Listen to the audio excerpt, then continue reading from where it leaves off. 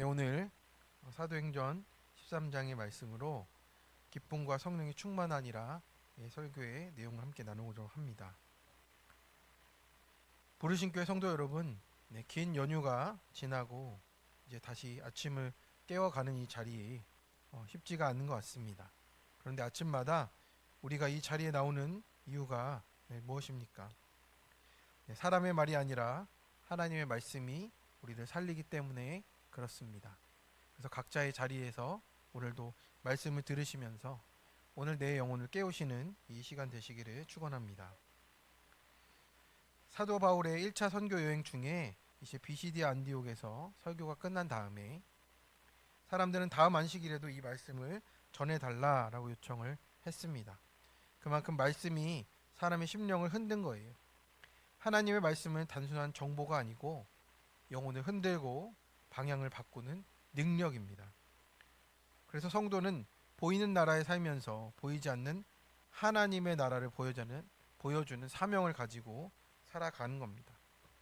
성령의 반응이 필요한 거예요.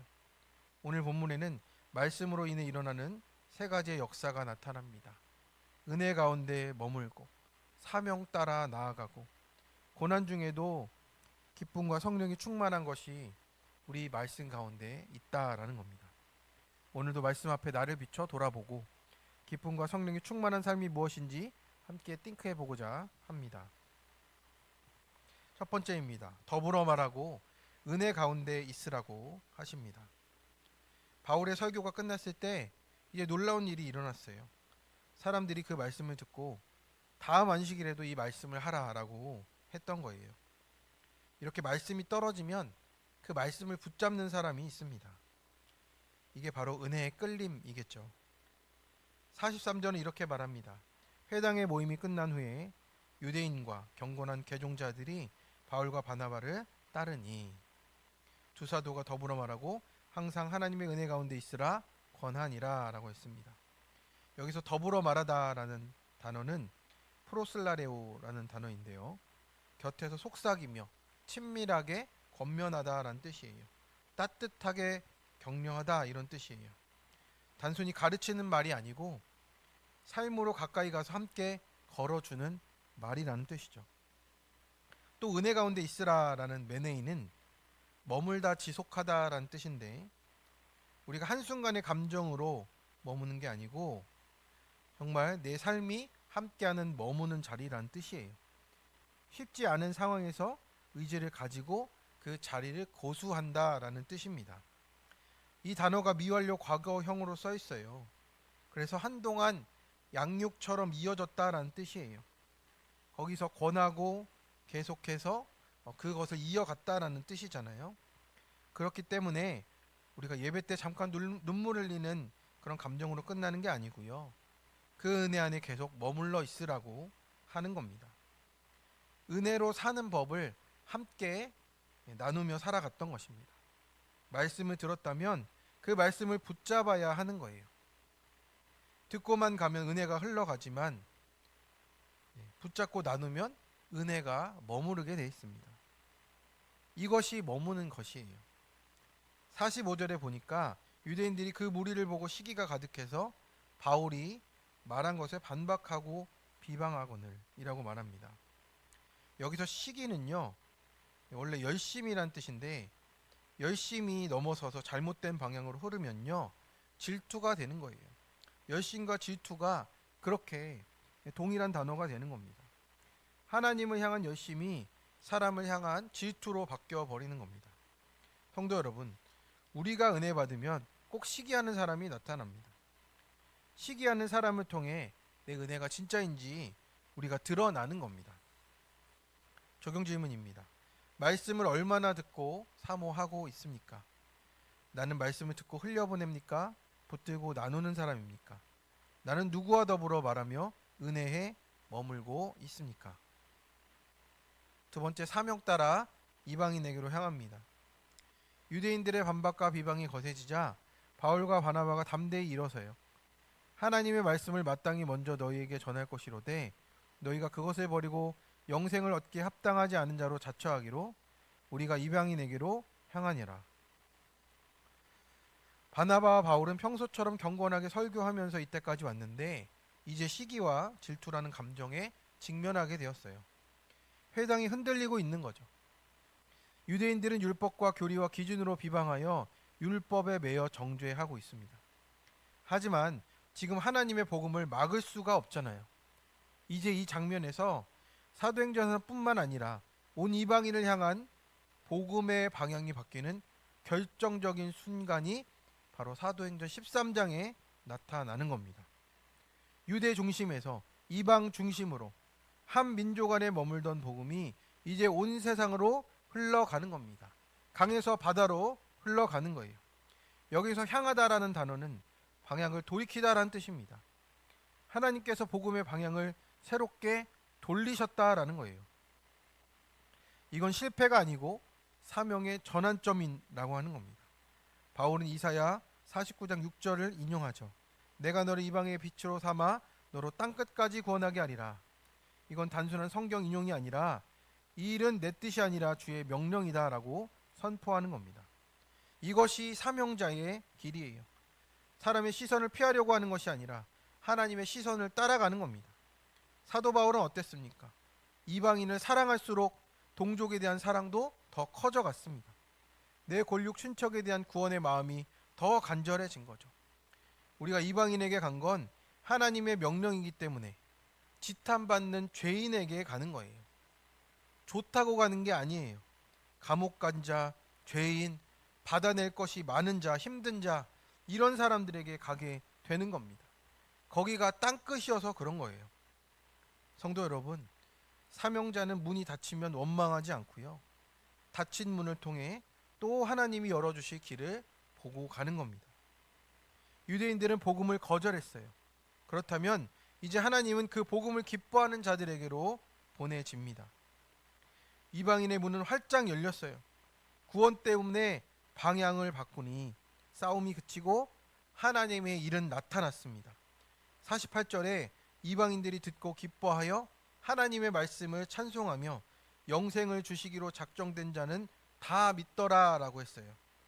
여기 작정된 자는 테타그메노이라는 단어인데 하나님의 구속사 안에 미리 배치된 자라는 뜻이에요. 우리가 다 배치되어 있는 거예요. 하나님이 그 배치된 사람을 하나하나 만나가게 하신다라는 뜻입니다. 그래서 복음은 사람의 열심이 아니라 하나님의 계획된 구원의 순서 속에서 이루어지고 있다라는 거예요. 작정된 자는 다 믿었기 때문에 싸우지 않고 구원을 향해 가는 것이 성령의 반응이 되는 겁니다. 말씀은 두루 퍼져야 되기 때문이고요. 작정하신 것을 이루실 분은 하나님 한 분이십니다. 적용 질문입니다. 반발과 비방이 심한 중에도 말씀의 인도하심을 찾고 순종하고 있습니까? 지금 내게 닫힌 문은 무엇입니까? 복음 때문에 열릴 문은 무엇입니까? 세 번째입니다. 박해 중에도 기쁨과 성령이 충만합니다. 이방인들이 복음을 받아들이자 말씀은 온 지방에 퍼져나가기 시작합니다. 그럴 때 유대인들이 이제 경건한 귀부인들과 그 도시의 유력자들을 선동했어요. 영적 싸움은 항상 이렇게 사람을 통해 일어나는 겁니다.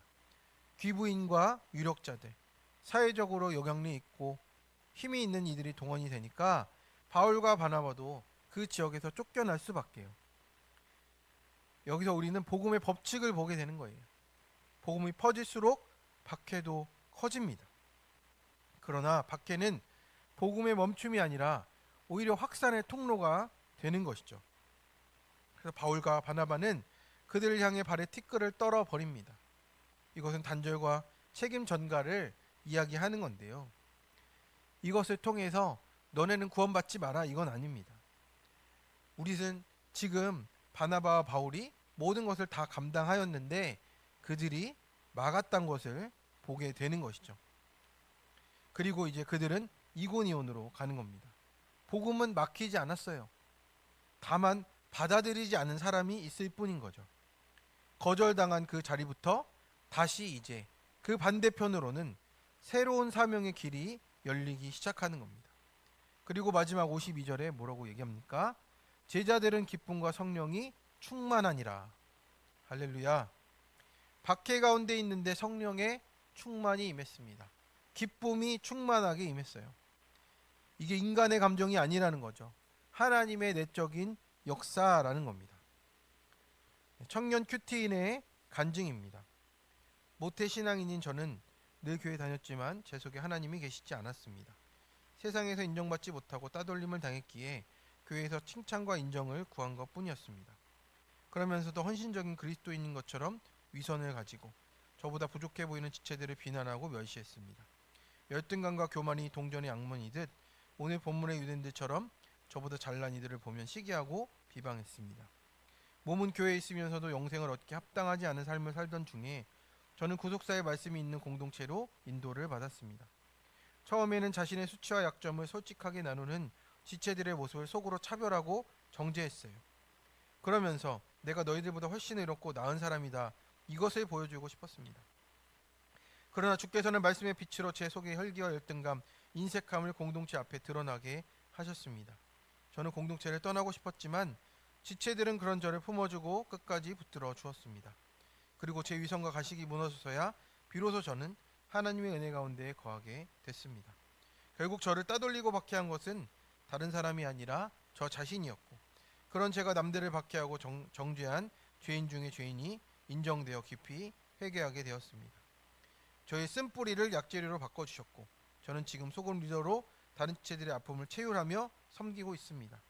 세상이 미워해도 기뻐해도 하나님의 말씀을 찬송하면 성령이 충만했던 제자들처럼 저도 하나님의 사랑과 구원을 전하는 인생이 되기를 간절히 기도합니다.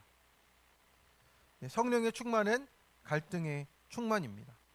성령이 하실 일이 있다라는 겁니다. 성도 여러분, 말씀이 나를 붙들면 기쁨이 흘러나옵니다. 이번 추석에 저는 저희 형수님의 병원에 다녀왔습니다. 병원에 가서 함께 기도하며 또 나아가는 중에 형수님의 그 눈 한쪽에서 눈물이 맺히는 것을 보게 되었습니다. 정말 생각하지도 못한 또 하나님의 은혜가 있었습니다. 며칠 전에 형수님이 손이 조금 움직인 것 같다는 형님의 말이 있었는데, 우리가 그것을 또 가서 한번 더 봐야 되겠다, 또 그리고 기도하면서 봐야 되겠다 했는데 정말 손을 살짝 움직이시고 눈물도 이렇게 맺히는 것을 보았을 때 하나님이 하시는 일을 보게 되었습니다. 정말 갈등이 충만하고 또 어려운 일만 있는 것뿐인데 정말 하나님이 하실 일밖에 없다는 것을 깨닫고 가게 되었습니다. 성도 여러분, 박해나 고난이나 그 모든 것들이 우리의 신앙을 막을 수가 없습니다. 무너뜨릴 수가 없어요. 오히려 진짜 믿음이 무엇인지를 증명하게 해 주시는 겁니다. 복음은 막을 수가 없어서 이제 우리에게도 동일하게 역사할 줄로 믿습니다. 시기와 비방이 있어도 그 속에서 말씀은 더 멀리, 더 깊이, 더 넓게 흘러갈 줄 믿습니다. 적용 질문입니다. 지금 나에게 온 갈등 속에서 말씀을 보며 인도하심을 받고 있습니까? 갈등만 보며 선동되고 있습니까? 박해 중에도 복음을 통해 성령의 기쁨을 경험하고 있습니까? 상황에 눌려 있습니까? 함께 기도하겠습니다. 사랑과 은혜가 풍성하신 하나님 아버지, 오늘 아침 복음을 막을 수 없다라는 말씀을 붙들고 우리가 기쁨과 성령의 충만함으로 주님 앞에 나아갑니다. 시기와 비방이 와도 은혜 안에 머물게 하여 주시고, 닫힌 문 앞에서도 주님이 여시는 그 복음의 길을 보게 하여 주옵소서. 박해 중에도 성령의 기쁨으로 충만하게 하여 주시고, 오늘 우리의 걸음이 복음의 통로가 되게 하셔서 우리 입술이 은혜를 더불어 나누며 서로 권하는 입술이 되게 도와 주시옵소서. 이 모든 것을 주님께 다 맡겨드리며 우리의 길과 진리 되시는 우리 주 예수 그리스도의 이름으로 간절히 기도드립니다. 아멘.